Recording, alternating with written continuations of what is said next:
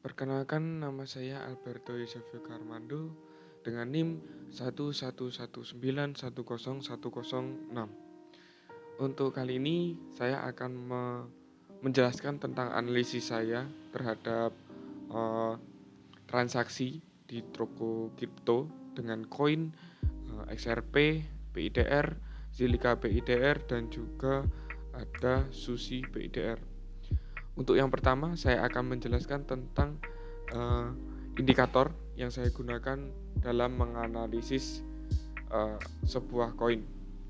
Untuk yang pertama, yaitu ada pivot Fibonacci.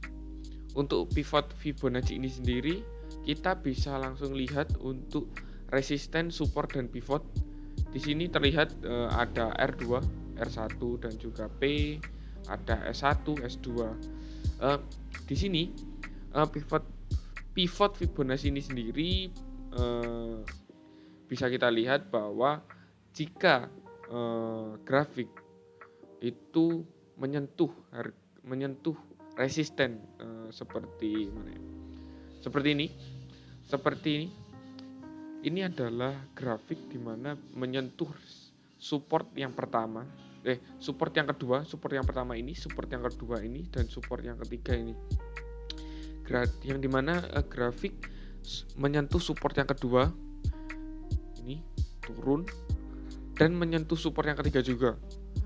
Setelah menyentuh support yang ketiga, grafik akan otomatis naik ke atas. Itu adalah support, penjelasan tentang support.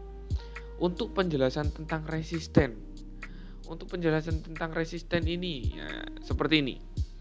Untuk grafik bisa kita lihat melewati resisten yang pertama, itu masih naik dan langsung turun di sini dan akan naik di sini melewati resisten yang kedua. Ini kita bisa lihat menyentuh resisten kedua, grafik langsung berarah turun. Itu penjelasan tentang resisten, yang dimana resisten itu adalah batas atas dari grafik tersebut. Untuk support itu adalah batas bawah dari grafik atau market. Dimana kita bisa lihat langsung otomatis kalau melewati support itu akan otomatis naik.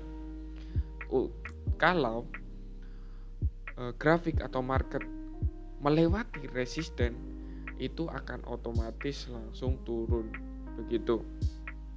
Dan yang kedua ada super trend. Untuk super trend ini kita bisa melihat ada warna hijau dan merah. Itu yang berarti kalau hijau itu pasar atau market itu akan naik. Dan untuk merah itu pasar terlihat turun. Itu bisa kita lihat langsung kalau terjadi breakout di sini. Terjadi kenaikan. Nanti otomatis akan hijau sendiri. Nanti kita akan mengikuti pasar hijaunya ini. Jadi kita misalkan pada ini candle ini hijau dan selanjutnya hijau, maka kita bisa mengikuti arah trennya ke atas. Jika merah kedua atau ketiga, nanti berarti ini adalah posisi penurunan, bukan posisi buy, begitu, posisi sell, begitu ya. Untuk yang ketiga itu saya melakukan strategi dengan indikator MACD, dan untuk MACD ini sendiri saya menggunakan MACD khusus dari TradingView, yaitu CM, ULT, MACD, MTF, di mana bisa terlihat bahwa ada warna hijau dan warna merah, sama dengan super trend. Kalau hijau ini berarti naik dan kalau turun itu berwarna merah, begitu. Untuk yang pertama kita masuk ke kripto dari Ripple atau XRP. Yang pertama saya sendiri membeli pada harga 14.714, yang dimana harga ini sudah akan mau berada pada support yang pertama. Ternyata benar, di harga ini harga naik. Di sini saya hold karena saya percaya bahwa grafik akan naik terus.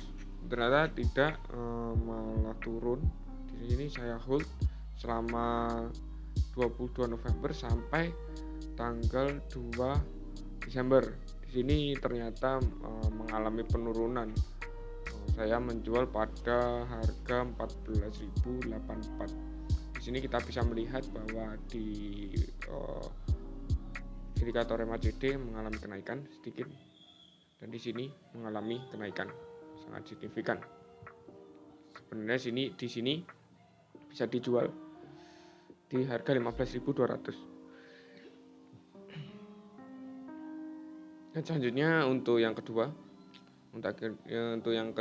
saya membeli pada harga 14.100 dan selanjutnya pada tanggal 3 Desember mengalami penurunan yang sangat banyak sampai 10.000 dan selanjutnya mengalami kenaikan lagi dan saya menjual pada harga 13.400.